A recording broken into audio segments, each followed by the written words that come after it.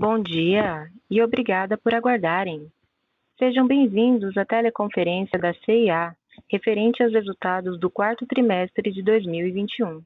Estão presentes conosco hoje Paulo Correia, CEO da CIA, Milton Lucato, CFO e o time de relações com investidores. Informamos que este evento está sendo gravado e que todos os participantes estarão apenas ouvindo a teleconferência durante a apresentação da CIA. Em seguida, iniciaremos a sessão de perguntas e respostas, quando mais instruções serão fornecidas. Caso algum dos senhores necessite de alguma assistência durante a teleconferência, queiram, por favor, solicitar a ajuda de um operador digitando *0. Gostaríamos de informar que esta teleconferência está sendo simultaneamente traduzida para o inglês, a fim de atender aos investidores estrangeiros da companhia. Este evento também está sendo transmitido simultaneamente pela internet via webcast, podendo ser acessado no endereço ri.cia.com.br, onde se encontra disponível a respectiva apresentação. A seleção dos slides será controlada pelos senhores. O replay deste evento estará disponível logo após seu encerramento. Antes de prosseguir, gostaríamos de esclarecer que eventuais declarações que possam ser feitas durante esta teleconferência relativas às perspectivas de negócios da CIA, projeções, metas operacionais e financeiras, constituem-se em crenças e premissas da administrativa da companhia, bem como em informações atualmente disponíveis para a CIA. Considerações futuras não são garantias de desempenho e envolvem riscos, incertezas e premissas, pois se referem a eventos futuros e, portanto, dependem de circunstâncias que podem ou não ocorrer. Investidores e analistas devem compreender que condições gerais, condições do setor e outros fatores operacionais podem afetar os resultados futuros da CIA e podem conduzir a resultados que diferem materialmente daqueles expressos em tais condições futuras. Gostaria agora de passar a palavra ao Sr. Paulo Correia, CEO da CIA, que iniciará a apresentação. Por favor, Sr. Paulo Correia, pode prosseguir. Obrigado. Bom dia a todos. Prazer estar aqui hoje falando sobre os nossos resultados do quarto trimestre de 2021. Lembrando ainda que o quarto trimestre ainda foi um trimestre que teve bastante impacto da força, né, o aumento lá da pandemia especificamente, né, do impacto da pandemia. A gente viveu, principalmente mais para o final do trimestre, um nível de preocupação maior do nosso público-alvo no que diz respeito à movimentação e saída da casa por conta do aumento da Omicron, né, da variante Omicron. E, obviamente, também a gente consegue ver macroeconomicamente a pressão inflacionária naquele momento, principalmente para a classe CD, que aumentou um pouco nesse período, né? Apesar de todo esse cenário, talvez um pouco mais desafiador, a gente tem o prazer aqui de dizer que a gente conseguiu mais um trimestre de crescimento das nossas receitas em relação, comparando com o período anterior ao da pandemia. As nossas receitas cresceram 8,3% em relação ao quarto trimestre de 2019, sendo que o vestuário cresceu 12%. Então, o próprio vestuário já chegando em 2 dígitos de crescimento em relação ao pré-pandemia, mesmo com todo esse impacto de fluxo que acabou acontecendo dentro desse trimestre. Nossas vendas digitais continuam evoluindo. Apesar de um baseline alto de 2020, crescemos praticamente 25%, 24,7%, e um crescimento cada vez maior também dentro dos nossos canais digitais, principalmente nossas vendas por WhatsApp. Além desses resultados, apesar de todo esse desafio do cenário macro, eu acho que a gente tem bastante motivos para comemorar nossos avanços estruturais em relação à nossa agenda estratégica, a qual eu gostaria de destacar 3 aqui hoje. Primeiro, realmente muito especial, que foi o lançamento do nosso C&A Pay, que é a nossa plataforma de crédito digital, que depois de uma longa negociação com o nosso parceiro anterior, a gente conseguiu criar uma solução que eu acho que foi muito interessante, porque não só manteve o serviço dos produtos que a gente já tinha em nosso relacionamento com a nossa base de clientes de serviços de crédito pré-C&A Pay.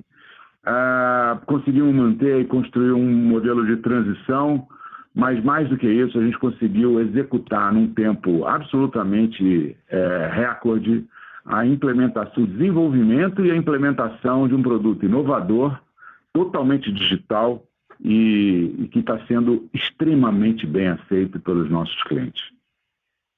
Segundo ponto que eu queria reforçar, de destaque dentro desse período, a gente abriu 11 novas lojas, fazendo com que, de acordo com o nosso plano do IPO, a gente continua dentro do nosso patamar de, em média, 20 a 25 lojas por ano.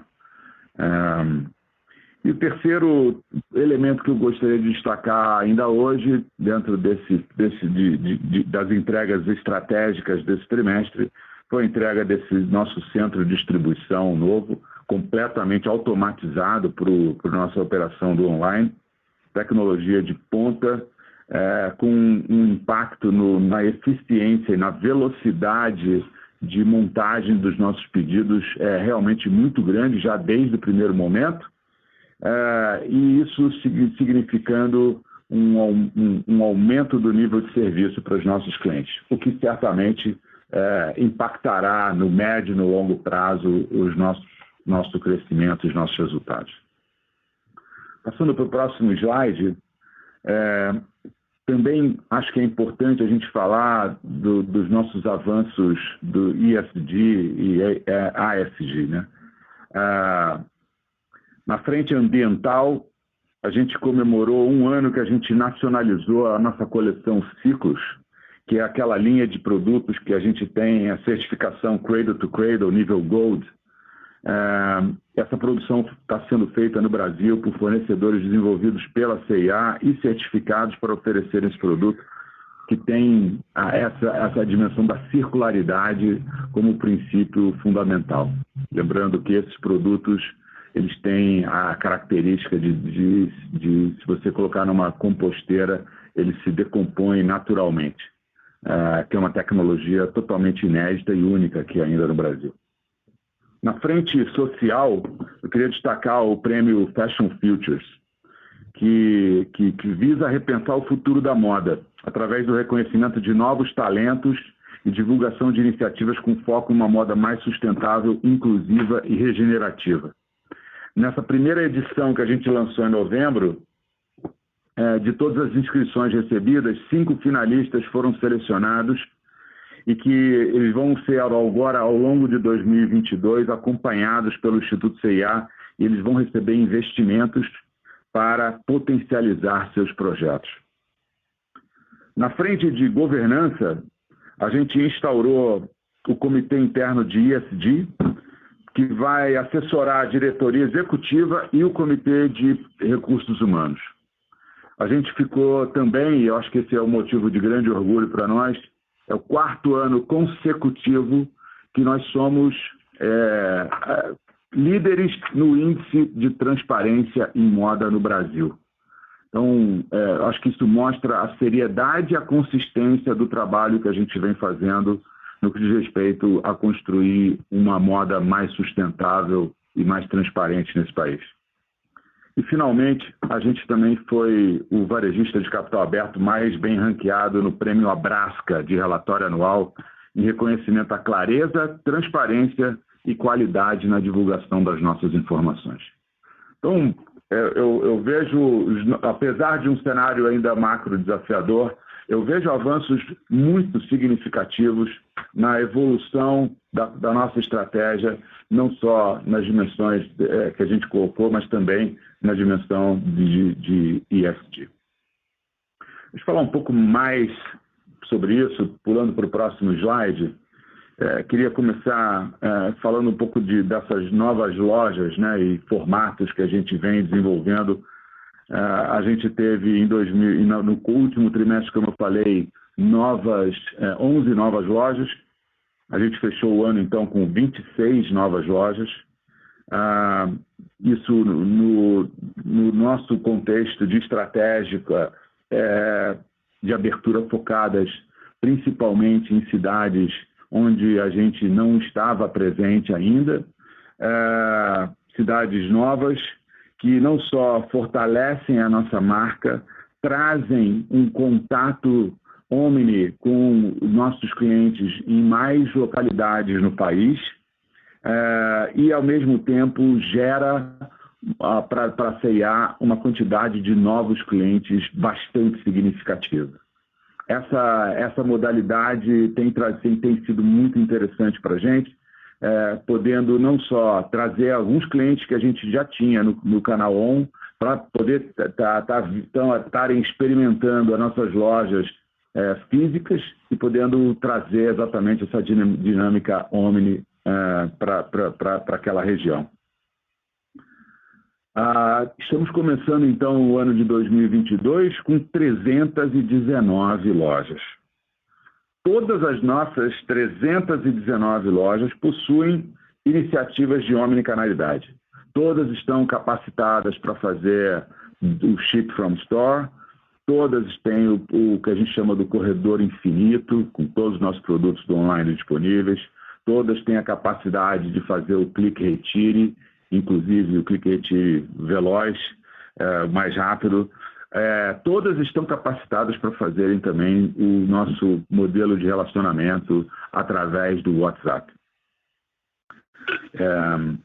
Nessas lojas mais recentemente inauguradas e reformadas, elas têm uma experiência não só mais contemporânea, mas elas também têm uma dinâmica de regionalização.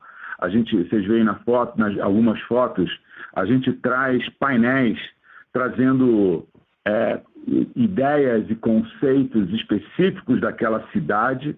Então, vocês veem aqui, por exemplo, uma foto Sinop, Angra, Teixeira de Freitas, em que a gente consegue trazer uma coisa a C&A daquele lugar, né, daquela região, daquela cidade, daquele ambiente. Isso vai trazendo também a possibilidade da gente trazer ambientes diferenciados, como, por exemplo, novos provadores, como o Espaço Meu Estúdio, onde a gente dá a chance para os nossos revendedores, minha C&A, ou com qualquer cliente, poder fazer uma live, poder fazer um post a partir do momento que ela está lá vestindo, tentando novos looks, novas ideias e podendo transmitir aquilo ou postar isso depois nas suas redes sociais. A gente avançou mais um pouco no desenvolvimento da nossa marca esportiva, o ACE. A gente abriu uma outra Double Door em Fortaleza, e isso, mais uma vez, com muito sucesso. O nível de vendas por metro quadrado dessa marca, comparativamente com o que a gente tinha dentro do formato tradicional, são 3 dígitos de crescimento dessa categoria. E isso não acontece só por conta da dimensão física, mas acontece como uma consequência que está sendo feito dentro do nosso trabalho de fortalecer o nosso sortimento com novas categorias dentro da categoria esportiva e com mais moda, com mais atributo de moda, que é o nosso DNA. Então, a nossa interpretação da moda, que a moda pode ser também dentro das nossas atividades esportivas, que a gente também pode se expressar e trazer um elemento de diferenciação no que diz respeito à nossa marca ACE. E isso, um exemplo que a gente teve também nesse sentido foi a collab que a gente construiu junto com a Pantone, que foi absolutamente lindíssima e muito bem sucedida, em que a gente teve a oportunidade de materializar essa dimensão de moda para moda esportiva com muita inovação. Estamos muito felizes com esse avanço da categoria e nosso plano é avançar cada vez mais dentro desse conceito. Mudando para a próxima página, queria falar um pouco da alavanca digital. Acho que a gente também teve um trimestre bastante importante nesse sentido. Nosso GMV cresceu, como eu falei, quase 25%, e nesse ano a gente atingiu 900 milhões de venda online. Lembrando que há 3 anos atrás, na pré-pandemia, nosso patamar era por volta de 150 milhões. Isso mostrou que, mesmo recuperando a dimensão de fluxo nas lojas físicas, esse são novos canais que a gente trouxe, que vieram para ficar e que estão cada vez mais relevantes dentro do nosso negócio e na participação do dia a dia. Queria destacar principalmente a modalidade de venda direta pelo WhatsApp, que é um modelo que vem crescendo não só em termos de volume, mas principalmente com um nível de serviço muito bom, um NPS altíssimo e garantindo um relacionamento com os nossos clientes mais amplo e mais contínuo e mais simples. Nosso programa de relacionamento C&A e Você atingiu quase 20 milhões de clientes, são 19 milhões e 700, que representam praticamente 70% das nossas vendas. Isso claramente mostra a conexão que a gente vem conseguindo construir com a nossa base de clientes. Isso, obviamente, também dá para a gente um potencial para construir formatos e informações para poder ter um nível de relacionamento cada vez mais personalizado e relevante com os nossos clientes.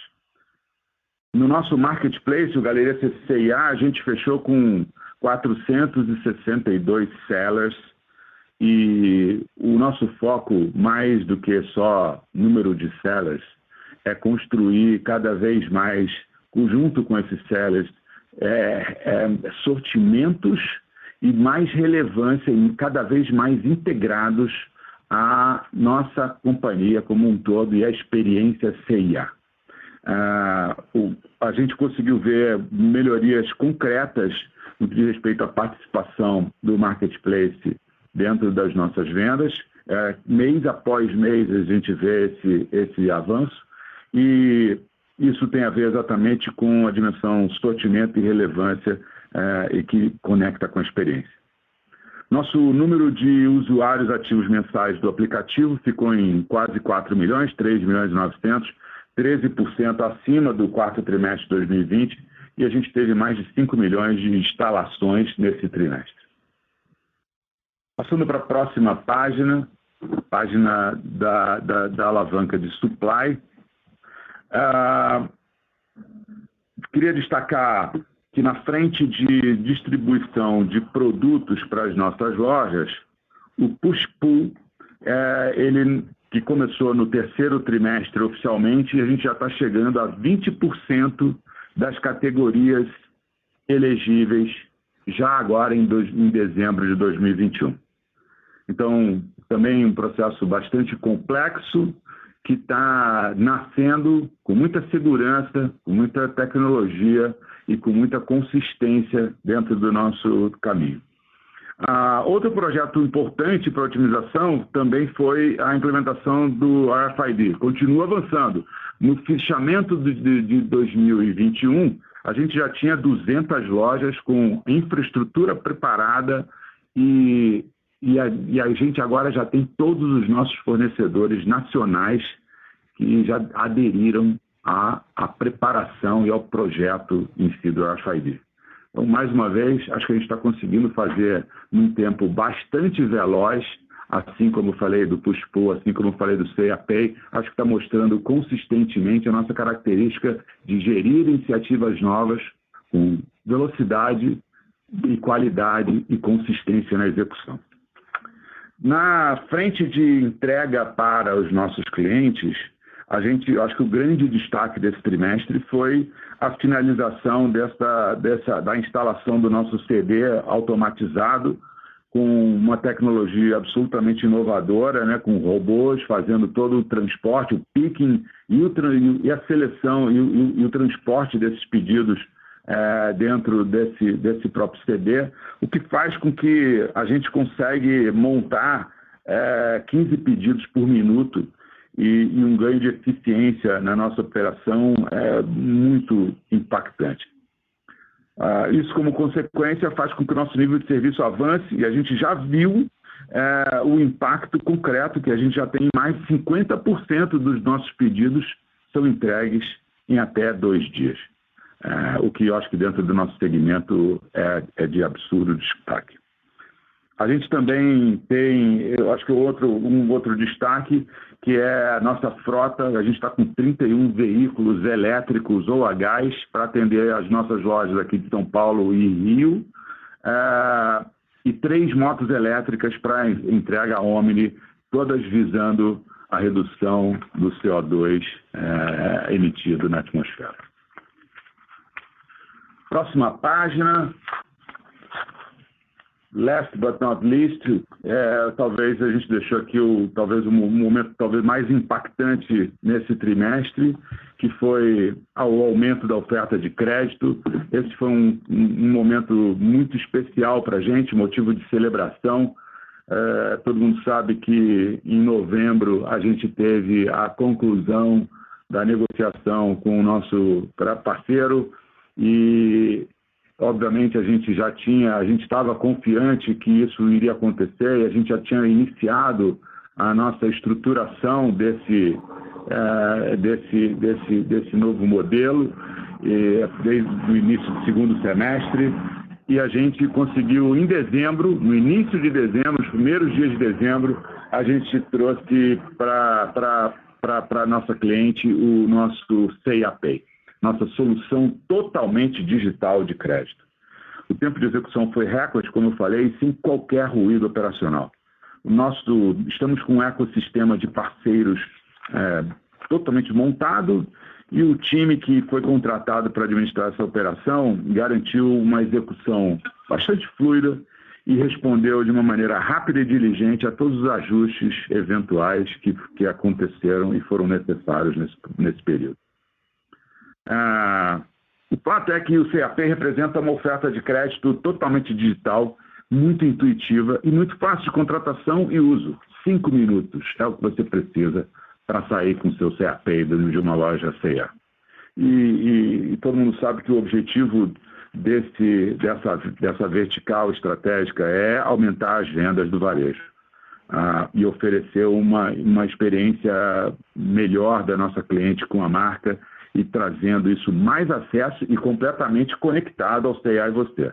Então, C&A Pay e C&A e você andam absolutamente juntos dentro do contexto de você, de fato, ter uma conexão mais clara e uma captura e conjunto de dados para você trabalhar isso para oferecer de uma maneira mais relevante e mais impactante as ofertas do nosso varejo para a nossa cliente. Ao final do último trimestre, a gente tinha mais de 400 mil cartões emitidos, uma taxa de aprovação praticamente o dobro do que a gente tinha antes, quando a gente só oferecia o nosso cartão antigo com o nosso parceiro, e uma taxa de ativação acima de 90% nas lojas físicas. Para todo mundo ter uma ideia, apesar de ter funcionado no 4º trimestre por apenas 26 dias, o C&A Pay já representa 4% das vendas no 4º trimestre das vendas da C&A. E com uma claríssima perspectiva de avançar muito essa participação e essa relevância no nosso negócio como um todo. Por outro lado, também gosto sempre de destacar que a governança que a gente desenhou para o C&A Pay já está em funcionamento. A gente tem 2 comitês, um comitê de risco e crédito, que está sempre validando regularmente as métricas e parâmetros do nosso negócio, garantindo a evolução dessa frente de trabalho independente e, obviamente, considerando todas as nuances do cenário econômico que a gente está vendo acontecer. E isso, obviamente, a gente tem que estar refletindo dentro das nossas dinâmicas de gestão de crédito. Então, em suma, acho que a gente continua absolutamente on track na execução do nosso plano estratégico. A gente ainda tem o impacto da pandemia presente nesse trimestre, mas, ao mesmo tempo, a implementação contínua de todas as alavancas do jeito que a gente está fazendo, a cada trimestre irá impactar progressivamente os nossos resultados. Queria agora, por conta disso, passar para o Milton, que vai falar um pouco melhor desses resultados do quarto tri. Obrigado, Paulo. Bom dia a todos. Prazer estar novamente com vocês aqui. O trimestre foi bom, como o Paulo comentou, mas ele ficou ligeiramente abaixo das nossas expectativas, principalmente para o segmento de Fashiontronics ali na linha de celulares e smartphones. Mesmo assim, nós apresentamos um crescimento em relação ao período pré-pandemia.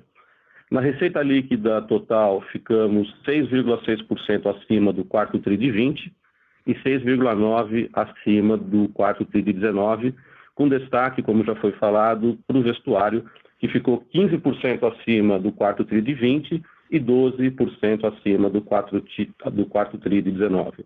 Então, esses dois dígitos consistentes em vestuário têm nos animado bastante. A receita de outros, né, onde tem Fashiontronics, continua pressionada, ficando 2% abaixo do quarto TRI de 20 e 13% abaixo do quarto TRI de 19. Lembrando que o principal ofensor aqui é o grupo de celulares e smartphones, que representa cerca de 80% do total.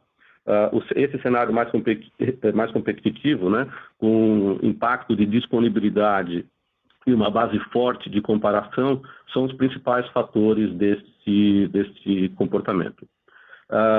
No conceito de mesmas lojas, o indicador consolidado ficou em 5,8% no quarto TRI de 21 e 24,7% em relação ao ano todo de 2021. Indo para o lucro bruto, na próxima página, imagem bruta de mercadorias, no trimestre, o lucro bruto de mercadorias foi de 890 milhões, 12,8% acima do quarto TRI de 20 e 7,5% acima do quarto TRI de 19. A margem bruta de mercadorias foi de 48,6%, 2 pontos percentuais acima do quarto TRI de 20, em função principalmente da maior participação do vestuário. E aí, falando do vestuário, sua margem bruta ficou em 52,4%, um ligeiro aumento de 0,2 ponto percentual, em função ainda do cenário de pressão inflacionária no custo das mercadorias, né, que a gente enfrentou durante o ano todo, que eliminou os ganhos obtidos nas frentes operacionais de precificação dinâmica e logística, né? Como o Paulo comentou ali, a gente tem investimentos fortes que estão mostrando avanços nessa dimensão. Nós estamos bastante satisfeitos com os resultados, mas esse cenário mais pressionado de inflação acaba ocultando, mas o que nos leva para um momento de bastante esperança com relação ao futuro disso. Em relação ao período pré-pandêmico, a margem de vestuário ficou 1,2 abaixo daquele ano. Na categoria de outros, né, que tem Fashiontronics, a margem foi de 21,8%, aumentou quase 1 ponto percentual em relação ao quarto TRI de 20, contudo, nesse trimestre nós tivemos um impacto, né, que a gente chama aqui de efeito calendário, de reconhecimentos de créditos tributários, que se concentraram no quarto TRI e aí acabou beneficiando a margem. O meu chapéu aqui, né, de CFO, aqui, para mim, o olhar mais indicado é olhar o ano todo, né, que apresentou uma queda de 3 pontos na margem, refletindo esse ambiente mais competitivo e mais desafiador, principalmente no online e a pressão do custo dos produtos. Então, acho que esse é um olhar melhor e não só o trimestre. A margem bruta de mercadorias no ano todo ficou em 45,8, ligeiramente melhor do que o ano de 20, mas ainda 1,3 abaixo de 2019, né? Isso é bastante consistente com o que a gente vem falando também para vocês nos calls, quer sejam individuais ou nos coletivos aqui. A gente está bastante consistente nessa busca de recuperação de margem. Na próxima página, nas despesas operacionais, no quarto trimestre, essas despesas somaram 535 milhões, 3,8% maior que o quarto TRI de 20. As despesas de vendas foram 492 milhões, né? Parte relevante das despesas operacionais vem dessa categoria, aumento de 12%, e aí as linhas de ocupação, né, aluguel e demais associados a isso, e custo de pessoal, foram as mais impactadas e, obviamente, aqui, em função da expansão do negócio, como o Paulo comentou, a gente abriu 11 lojas neste quarto trimestre, né? E também tem elementos de pressão inflacionária que acabam impactando isso também. No grupo de gerais administrativas, elas ficaram 18% menor, somando 106 milhões, e isso foi em função de uma reversão que nós fizemos de provisões trabalhistas no montante de 13 milhões. Excluindo esse efeito, essas despesas elas teriam somado 119 milhões, ficando mesmo assim 8% menor do que o ano anterior. Na linha de outras, né, despesas e receitas operacionais, nós tivemos receita de 64 milhões, 20% maior que o quarto TRI de 20, e essa variação é em função de um efeito não recorrente no quarto TRI, de recuperação de créditos tributários relacionados a uma ação na Zona Franca de Manaus, e aí ela foi parcialmente impactada por provisão tributária de contribuição previdenciária também, mas o saldo acabou sendo bastante positivo.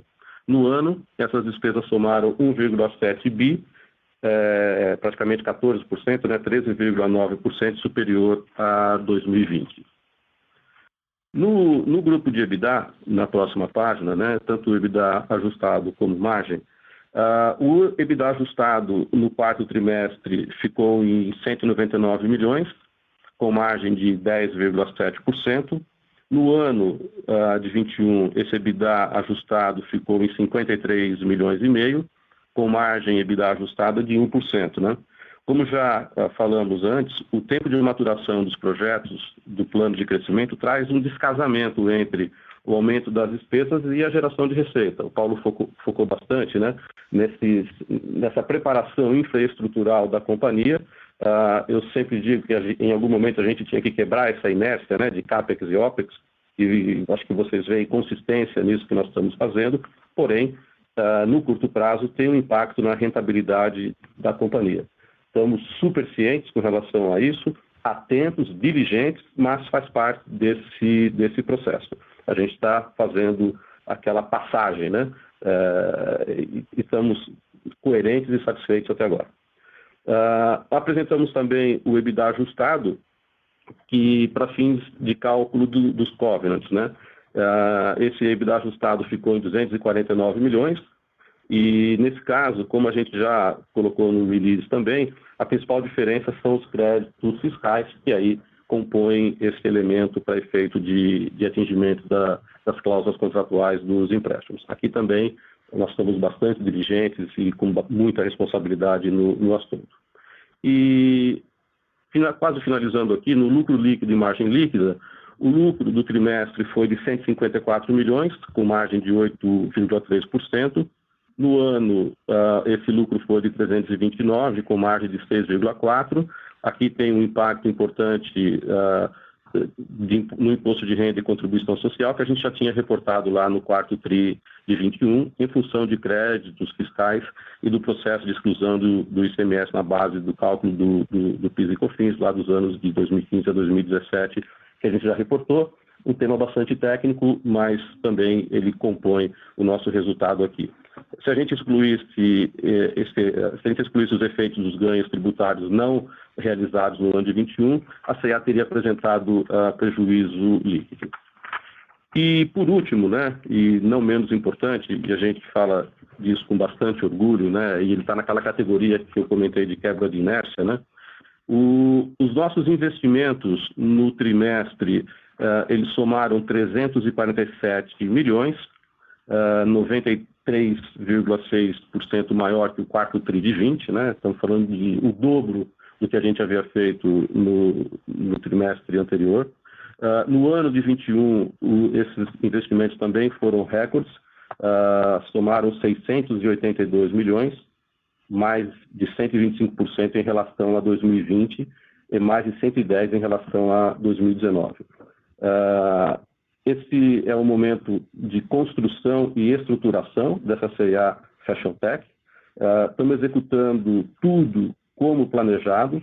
O plano de crescimento mais consistente também. Estamos atentos ao cenário macroeconômico e se necessário, realizar ajustes, a gente está bem alinhado com relação a isso. Então, aqui, de novo, faz parte do nosso plano de crescimento.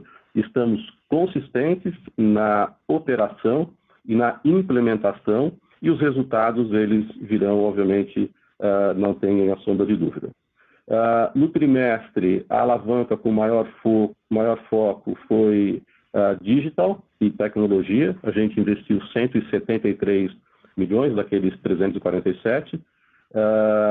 E aí os recursos foram nos projetos de omnicanalidade, venda por WhatsApp, nos projetos internos de relacionamento com o cliente, principalmente CRM, app do associado, sistema de atendimento ao cliente. Então, a gente está muito focado em aportar tecnologia na melhora da jornada, tanto da cliente nos diversos pontos de contato da companhia, como do associado dentro da loja, focado para a solução de qualquer tipo de problema que a cliente tenha ou necessidade dentro da loja também. Então, aqui a gente está bem satisfeito também com o que vem sendo feito. E adicionalmente, né, como o Paulo colocou bem, no trimestre tivemos o impacto do C&A Pay, como ele tem um pedaço ali pré-operacional naquela preparação, que foi classificado na alavanca de digital também aqui na companhia. Então, esses investimentos, eu acho que atingiram, né, o auge aqui do que a gente tinha programado para fazer no ano, e agora colher frutos disso à medida em que a gente vá avançando nessas implementações. Bom, com isso aqui eu finalizo essa apresentação, né, essa parte financeira, e acho que é interessante a gente passar para a sessão de perguntas e respostas. Obrigada. Iniciaremos agora a sessão de perguntas somente de investidores e analistas. Caso tenha alguma pergunta, pressione *1 do seu telefone. Se a qualquer momento sua pergunta for respondida, aperte *2 para se retirar da fila. As perguntas serão respondidas à medida que forem recebidas. Solicitamos a gentileza de tirarem o fone do gancho ao efetuarem a pergunta. Dessa forma, uma ótima qualidade de som será oferecida. Por favor, aguardem enquanto postamos as perguntas. Se eventualmente alguma pergunta não for selecionada agora, ela será respondida após o término da teleconferência pelo time de RI da companhia. A nossa primeira pergunta vem de Vitor Suviaro, do Santander. Pessoal, obrigado por pegar minha pergunta. Na verdade, são duas do meu lado.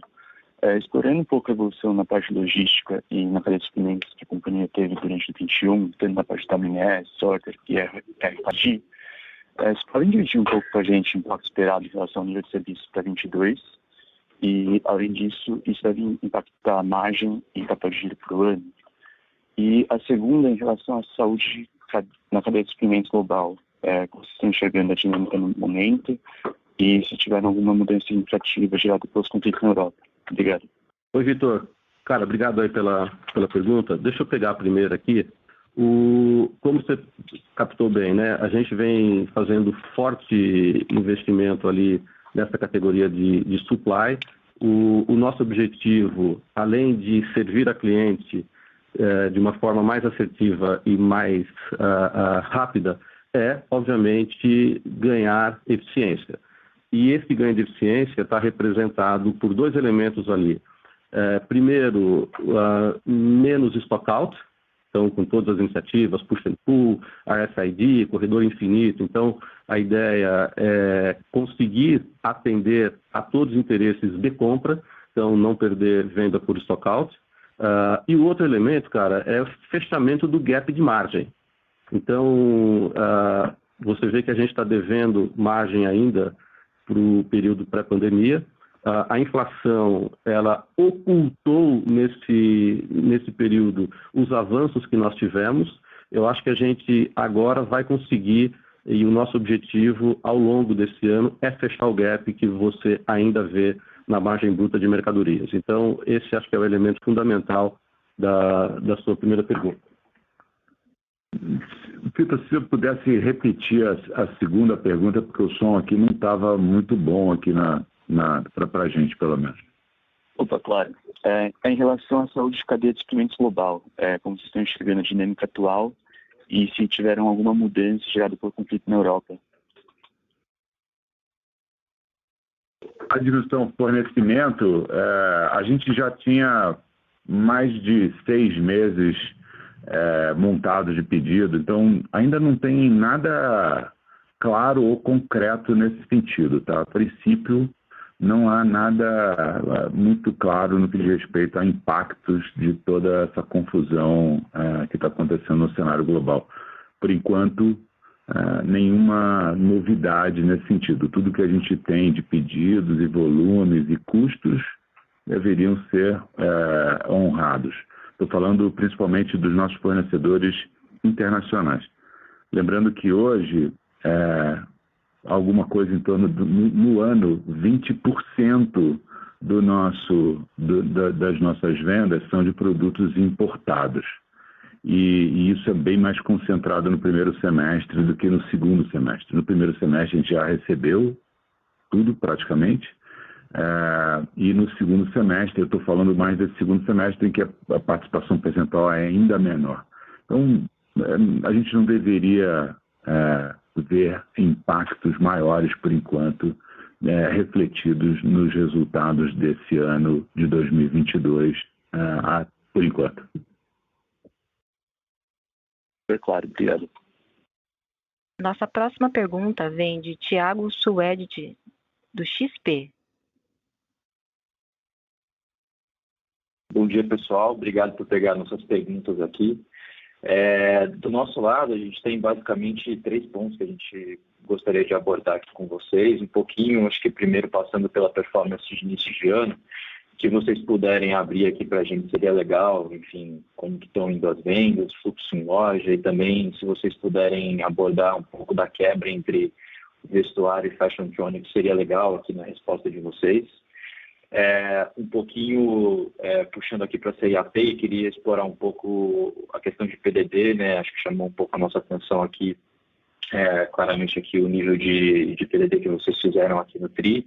Então, enfim, se vocês puderem trazer um pouquinho do que a gente deve esperar para frente aqui, como que vocês estão vendo também, acho que um pouco do roadmap da iniciativa daqui para frente, talvez, enfim, um pouco de explorar um pouco da canibalização eventual que está acontecendo com o Bradescar e tudo mais. E aí, por fim, aqui, só um pouco de competição também.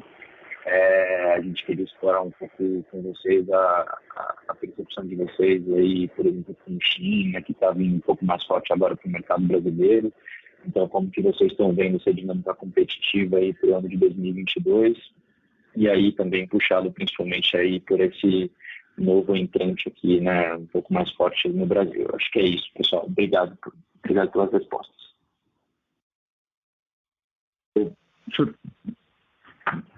Tiago, obrigado aí pelas suas perguntas. Vou tentar endereçar a primeira, a terceira, depois a segunda eu passo para o Milton e ele toca.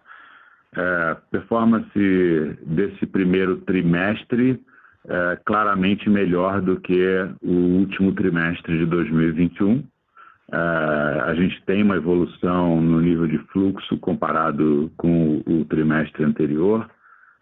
E como eu falei, progressivamente a gente deveria ver também o impacto das nossas alavancas. Então, o primeiro trimestre de 2021 está vindo melhor do que o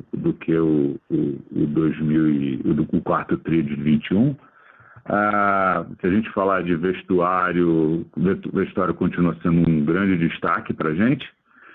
E FT, ele começa a ter uma base de comparação menor também, né? E aí, de alguma forma, isso também diminui a pressão que acabou acontecendo conosco ao longo do ano todo de 2021. Então, acho que as perspectivas são positivas, resumidamente, olhando para o primeiro tri. Com relação à competição, óbvio, tem muito... A gente vê já, isso não é a primeira vez, mas continua acontecendo, eu acho que é bem relevante.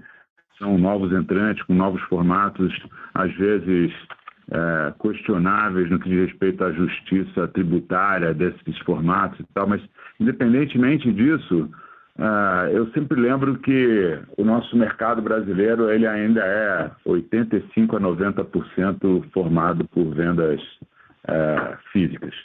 E nesse sentido, o impacto eu entendo que ainda é pouco relevante. E nas nossas vendas online, a gente consegue ver, apesar de todos esses novos entrantes, etc., a gente consegue ver avanços, aí estou falando no mercado nacional como um todo, não só nosso, mas também no mercado nacional como um todo mundo ganhando penetração e share.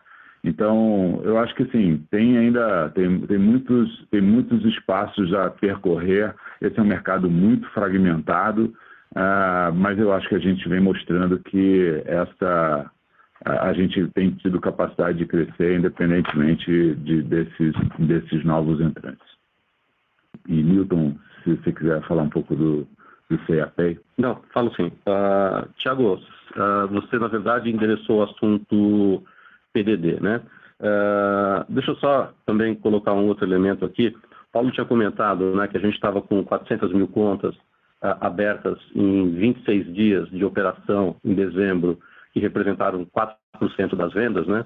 Eu posso te dizer com bastante alegria que hoje nós já estamos com mais de 700 mil contas, tá? Então, o CAPay está avançando como planejado. Então, esse é um ponto. Este avanço como planejado, dentro daquela governança que o Paulo comentou, ele traz a necessidade de você constituir provisão à medida em que você vai tendo estas safras lançadas. E a gente está respeitando direitinho políticas, Banco Central, fazendo dentro da mais rígida governança, mas eu te diria duas coisas. No CAPay, ela é ainda pequena e ela ainda é muito cedo para analisar o comportamento da cliente, né? A gente teve 2 vencimentos, né, até agora, mas gostaria de lhe passar tranquilidade sobre a nossa responsabilidade e a governança em cima desse assunto. E tem muito cabelo branco aqui na companhia que já lidou com isso há muitas décadas, né? Sendo líder no mercado nessa categoria, sem qualquer arrogância, mas com muita cicatriz de guerra aqui, a gente está preparado para lidar bem com esse assunto. Esse é um elemento. O outro elemento é o legado que vem com a parceria que nós temos com o nosso parceiro. E, como o Paulo colocou, essa transição está sendo bem suave, essa transição está sendo administrada por ambas as partes de uma forma muito responsável também, e esse legado, ele traz uma carteira, que essa carteira está sofrendo os impactos que está acontecendo macroeconômicos ali. Então, e o banco, cara, sempre muito correto também, uma governança super forte na constituição de provisões, e nesse momento ele está constituindo de acordo com o que ele vê de tendência. Mas se você está olhando para os resultados e vendo algum hit ali, ele vem da base legada que o Bradesco é responsável. Aí a CA não tem nenhuma voz em termos de provisão. Lembrando ali, nós éramos e somos responsáveis pela produção em loja. E aí toda a parte de processamento e de governança sobre o tema fica com o Bradesco. Porém, os níveis não estão em patamares que nos preocupam, né? Tem ups and downs nessa jornada, a gente está num momento macro desafiador e está sendo constituída uma base para evitar qualquer surpresa. A gente está bastante também diligente e tranquilo com relação a isso, tá? Perfeito, pessoal. Super claro. Obrigado mais uma vez e parabéns pelos resultados. Nossa próxima pergunta vem de João Soares, do Citibank. Bom dia, Paulo, Milton, bom dia a todos. Obrigado aí por pegar as perguntas.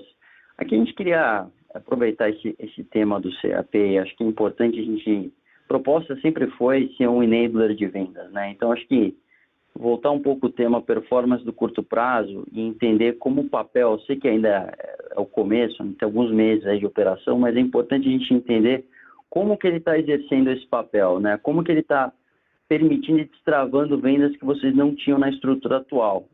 Esse é o primeiro ponto. O segundo ponto, a gente sabe que o Fashiontronics tem tido uma performance um pouco mais volátil em função da natureza do sortimento dele. Então, eu queria ouvir de vocês como vocês estão pensando esse sortimento para frente, né? Como a penetração de outras categorias fora de celulares, né? Vocês estão investindo cada vez mais em aumentar o sortimento de beleza, de acessórios, entender como que vocês veem esse sortimento para frente, né? O que é um mix, como a gente deveria imaginar um mix do Fashiontronics aqui no médio e longo prazo. Obrigado. João, obrigado aí pela tua pergunta, cara. Dois elementos no assunto destravando vendas, tá?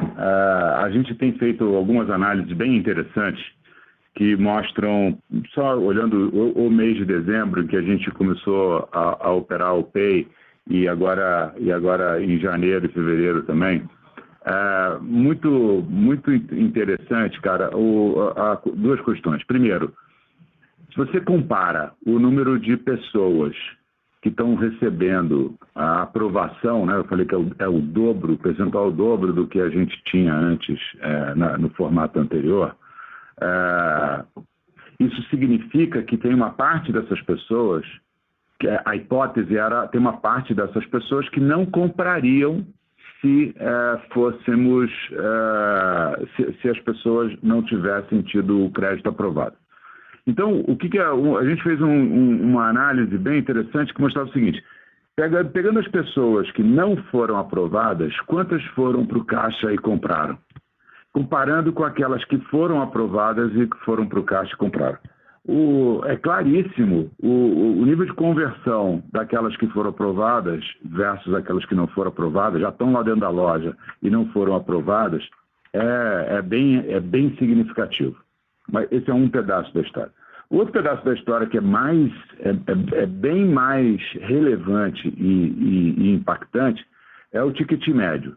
O ticket médio de um cliente com o CAP versus um cliente médio qualquer, com todos os outros meios de pagamento, é claramente superior. E, além disso, a recorrência, e aí olhando dezembro, clientes que voltam em janeiro, que compraram em dezembro, clientes que voltam em fevereiro, clientes que compraram em dezembro e voltam em janeiro e que usam, que tem o Pay, é um percentual muito maior do que aqueles que compraram em dezembro e voltam em janeiro sem ter o Pay.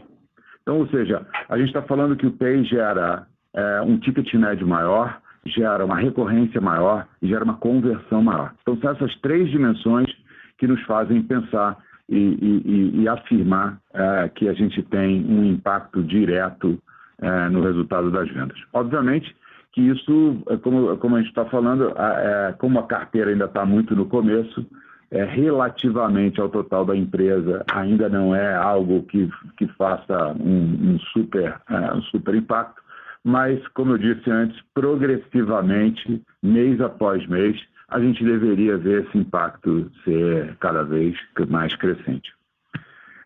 No que diz respeito ao que você falou do volatilidade do FP, tem que separar, porque a gente chama aqui, até por uma forma como a gente gere os negócios, mas acho que ao longo do tempo, talvez a gente vai ter que até separar essas duas grandes categorias.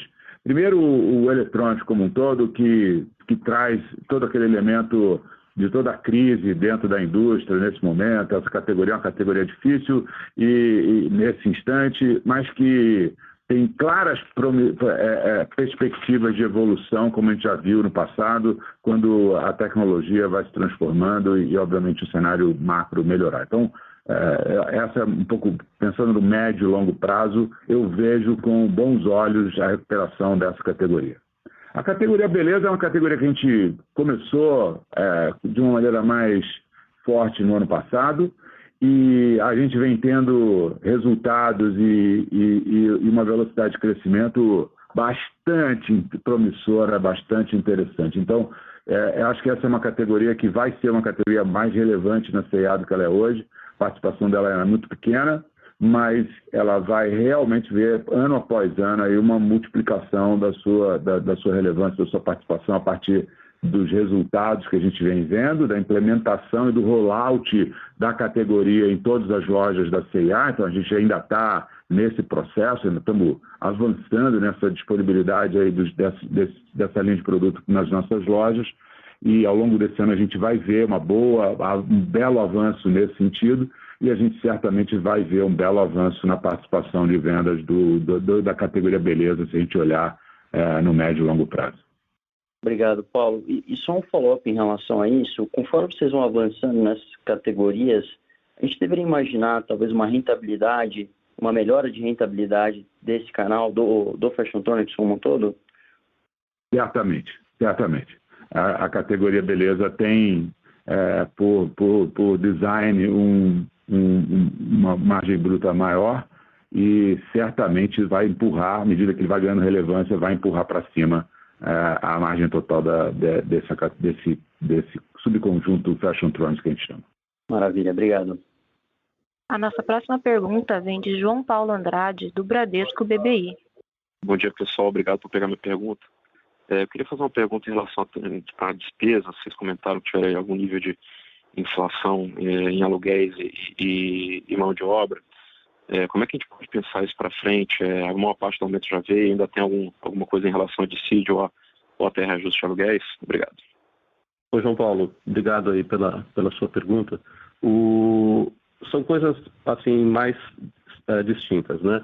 A parte de acordos coletivos que move um tema importante, né, de mão de obra, ele é mais espalhado pelo país, né? Porque esses acordos eles são regionais.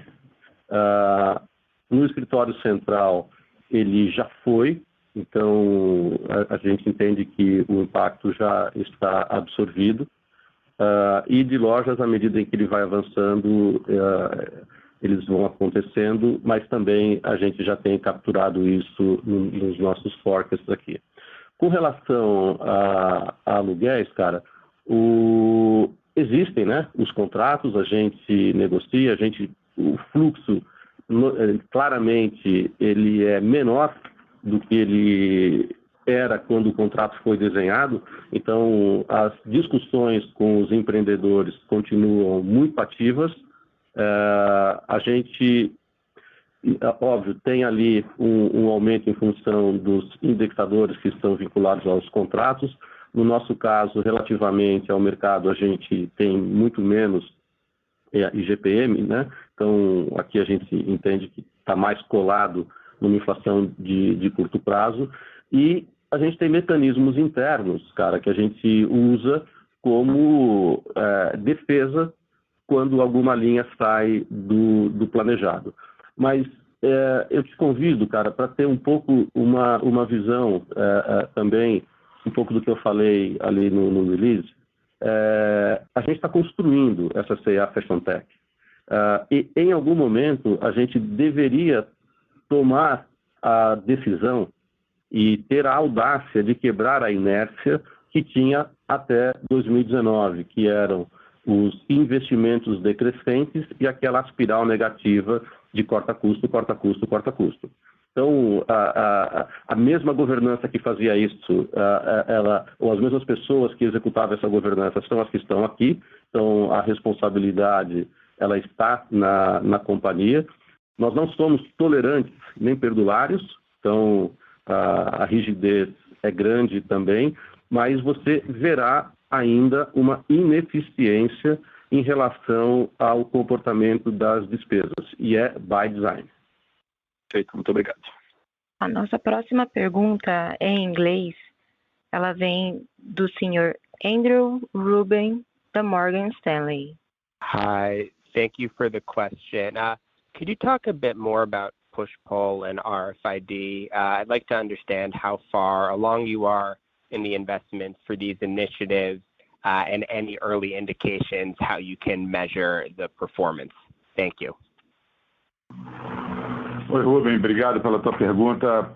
Separando aqui os pedaços, sim. Primeiro, no caso do push-pull, como eu falei, 20% das categorias endereçáveis já estão sendo feitas e distribuídas através do push-pull.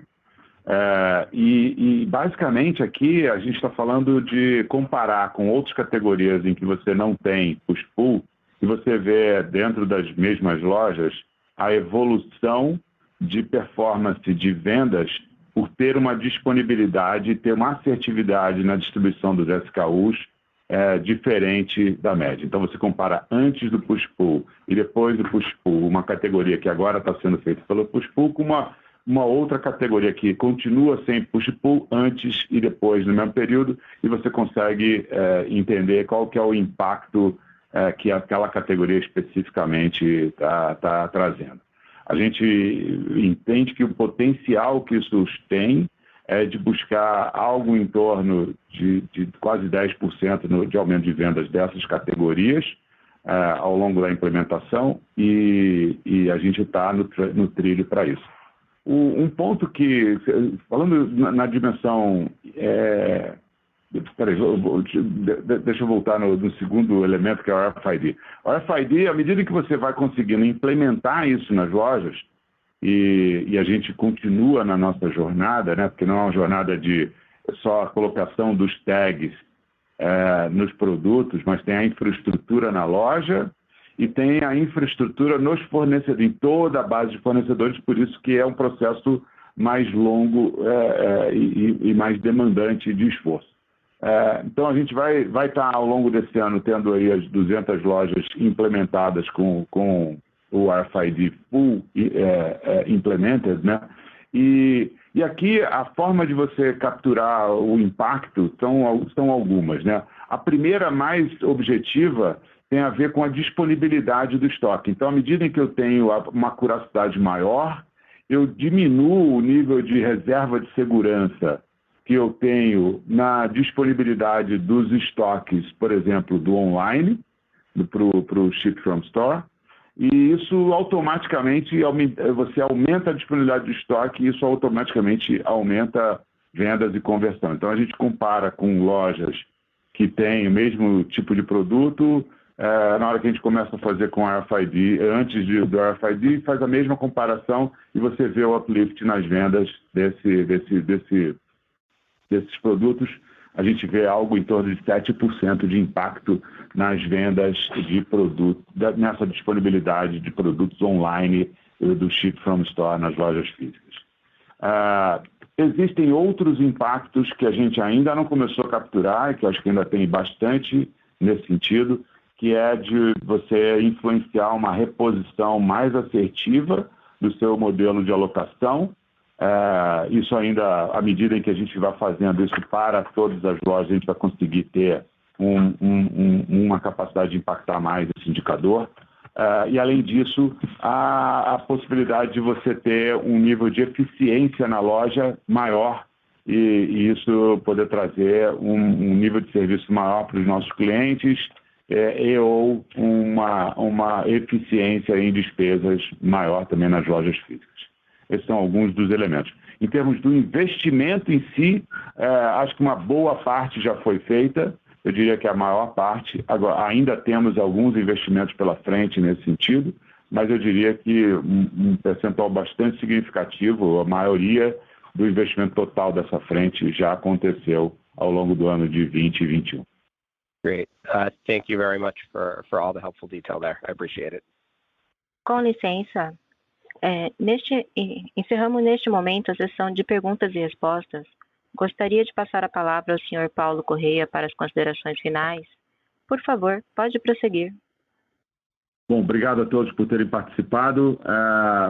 Como eu falei antes, acho que é um momento, o trimestre ainda apresentou um momento difícil no que diz respeito à conjuntura macroeconômica, principalmente por conta da pandemia.